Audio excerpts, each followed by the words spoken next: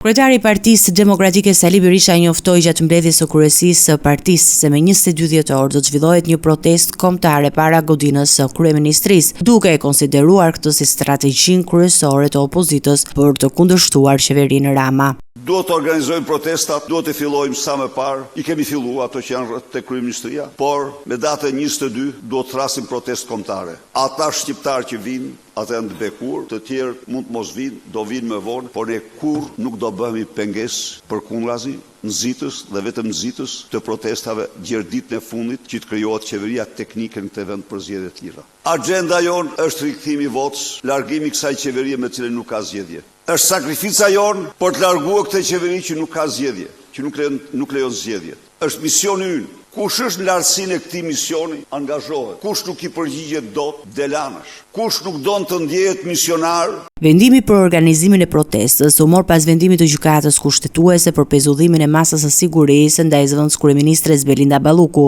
duke e rikthyer atë në detyrë. Se pezullimi i Ballukut shkel kushtetutën apo paralizon qeverinë, problemi është se pezullimi i Ballukut çelte derën e portën e ferrit për Edi Ramën, sa ai ka vjedhur më shumë se Balluku në atë aferë. Përveç protestës, Kryedemokrati njoftoi edhe radikalizimin e veprimeve në parlament. Ai deklaroi se Partia Demokratike do të ndërpresë çdo dialog me mazhorancën.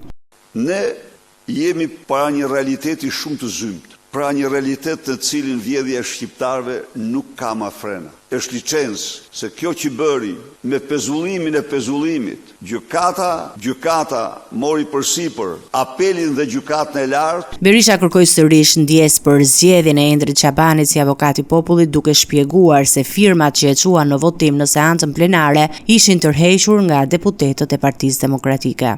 Dhe me këtë unë mendoj dhe insistoj, Partia Demokratike me këtë rast ndërpret çdo lloj negociate, çdo lloj diskutimi, debati